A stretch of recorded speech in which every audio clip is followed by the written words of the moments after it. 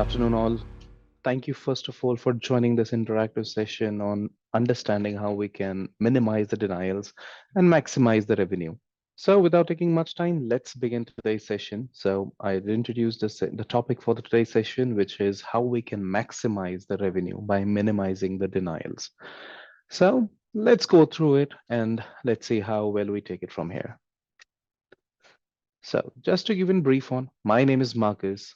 I am Customer Success Manager here at Capline and your host for the day. I'll take you through this entire session on how we can increase our claim settlement ratio. So, I'm with Capline Healthcare Management, and just to give you a brief on who we are, what we do. So, we are headquartered in Houston, Texas, and we have worked for more than 700 practices, and it's approximately more than 50 states we have our presence in.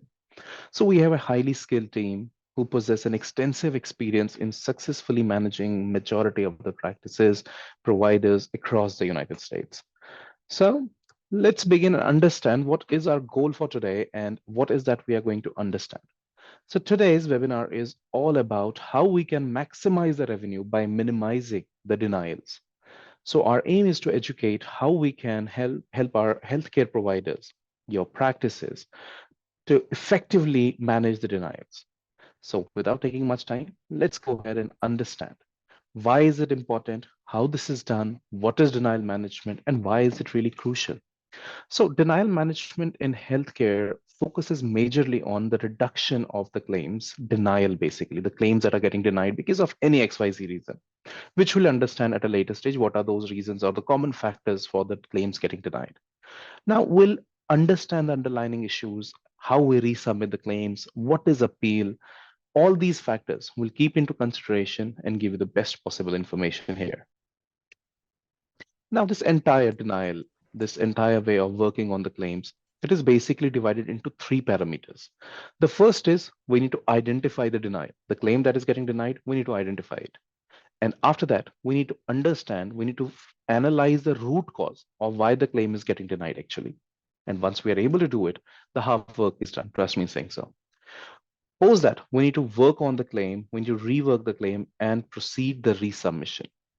Now we have resubmitted the claim, but now that's another step. And the most important thing is we need to understand how we can understand this, that the claims are getting, how we can understand what is the root cause of it and how we can impart that knowledge. What were the reasons why the claim was denied initially?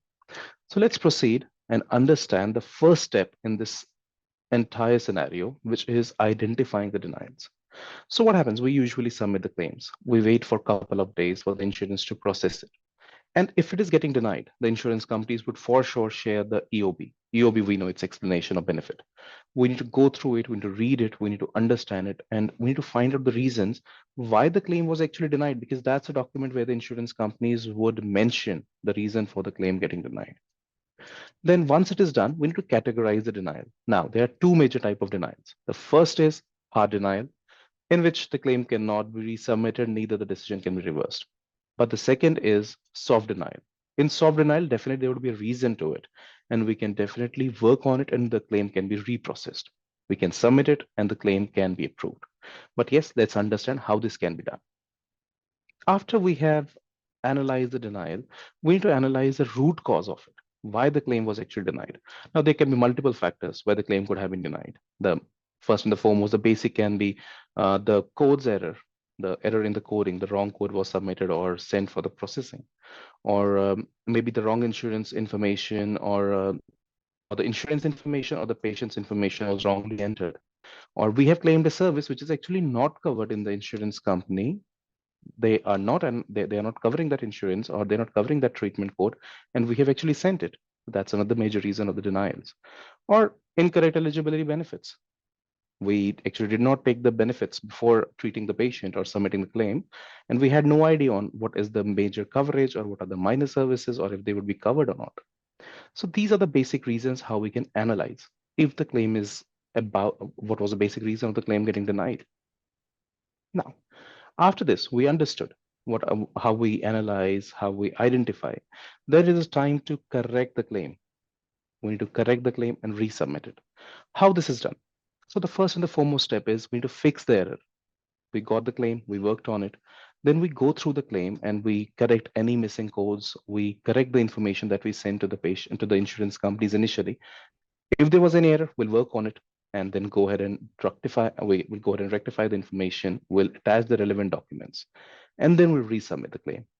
So we just go to the insurance portals, resubmit the claim, attach the documents, and then we need to track the claim once it is submitted, because once we submit the claim, the insurance companies would be for sure working on it and they would update the progress that they would make. So it is our responsibility, or our front staff responsibility, to go through the claim, understand if there is anything that needs to be worked upon, or what is the update that they have updated on the portal, maybe the portal that we have access to. So we have resubmitted the claim. For sure, till now we understand the entire process is complete. But yes, there are chances the claim may get denied, or there are chances the claim may get approved as well. But yes, we have a tool here that's called as an appeal, and that can be done twice in the entire process, the entire life of the claim. Now let's understand how this appeal is done and why it is really important, and what is the reason that it has an upper edge over the resubmission. Now, in this case, what happens? An appeal is basically a formal way of approaching the insurance companies or the body in the insurance company, where we have to submit or dispute the reason of the claim. So we dispute the denial. We we go through the entire process. We review the decision, and they would also review the decision if the denial was actually a true denial, or there could have been a reason why the claim was denied actually. So this entire process is called as an appeal. Now, this appeal is majorly distributed in few steps. Let's understand that in detail. The first is documentation review. We'll go through the claim. We'll understand if there was anything that was not processed correctly, or there was any supporting document that was missing in the initial phase. So we'll attach it and keep everything ready. We'll gather every important information that could have been the possible reason of the claim getting denied in the initial stage, which should not have been the case. Now, after this is done, we'll submit the appeal. The appeal will be submitted to the insurance companies with a written explanation of why the claim should be reconsidered, why we are appealing it again. Now, after this is all done, the insurance companies turn to review it. They'll go through the appeal, they'll go through the documents, the supporting documents that we have uploaded there. And then the insurance company or their authorized body would actually submit, or they would actually give the decision if they are willing to uphold the decision, or they are reversing it and approving the claim. So these are the major steps which include in the analyzing, checking what is the reason of the denial, resubmission, and the most important tool, which is the appeal process. This is very important. Now, we understood the claim, we understood everything about it. Now, how this can be eradicated, how we can ensure that this is not repeating again in our future claims. So first and the foremost is the staff training. The person whosoever is working on your claims, if it is we or your front staff, your biller, or even in some cases the providers themselves as well. So they need to have a proper education, they need to have a proper understanding on how the claims are worked upon. And the most important thing, we need to update our office or ourselves regularly with the updates that the insurance companies roll out, because there are very minute changes or minute updates which every insurance company uploads on their portals, and they want us to know about it. Because if we are not following those updates and we are still following the old process, it will be a straight denial. And there are very high chances the claims are not getting approved in that case. So these are very basic things, but yet very powerful. We need to understand and how we are submitting the claim, where are the loopholes, and how we can rectify it. So basically, by following all these basic steps, we can ensure the claims are getting submitted and they are approved at a higher rate. Now, let us understand what are the major or the common reasons of the claim getting declined. The basic reasons that we have come across these days as we are working for the providers as well, provider offices, I mean. So the first and the foremost is the prior authorization. We need to take the authorization before the claim is actually submitted. Another reason is missing or incorrect information or medical necessity mismatch. On top of it, we are submitting the claim with the services which is actually not covered, and we are expecting the claim to be approved. So that will not be the case. Or if in a case, that's one of the major reason as well. So we are taking the in-network benefits for a provider who is actually out of network. So again, a major reason of the claim getting declined. Then we are submitting a claim which was originally submitted, and we are submitting that claim as a fresh again. So that will be again declined in the first phase itself. Then it's an outdated COB that we have got or we have uploaded. Then any incorrect bundling that we're doing. So wrong code submitted with wrong bundling. And at the last, it's late claim filing. And that's the most important thing. We need to follow the timely filing limit and submit the claim within that limit. So it's better. The sooner we submit the claim, the chances are higher that the claim would be approved if there is no other reason of the claim getting declined. So this was the basic understanding on or the basic common factors or basic errors that we make in day-to-day life for the claims getting declined. Great.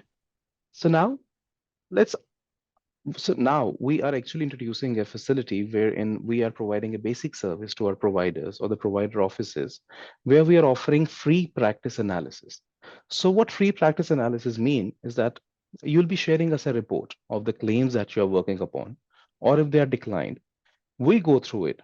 Our dedicated team and trained experts will analyze those claims and send you a detailed analysis report on what was the reason the claim was getting declined or where the practice actually stands. So the basic reasons or the basic factors that we include in it are mentioned here, just like billing lag or clean or the clean claim ratio or denial. We'll do the denial analysis or AR days or analysis of 90 plus AR, how old your AR is actually, or claim submitted versus the claim ratio that we discussed in the early stage. And lastly, the adjustment analysis. So I would really be interested if you can go through this and see if we could be of any help to you, or you could reach out to us and we can go through it. We can go through your claims and understand what is the major reason that is declining your claims or it's actually reducing your annual collection rate. Great. So let's end the session now. And I will request you to kindly stay tuned because next month, approximately the same time, we'll roll out another webinar. And we want your presence, which is really important for us. So I'll wait for you guys and let's discuss what can be discussed in the next session and how we can make it interactive. Thank you, guys. I really appreciate your time and patience that you've shown and your time that you've invested in attending this webinar. Thank you all.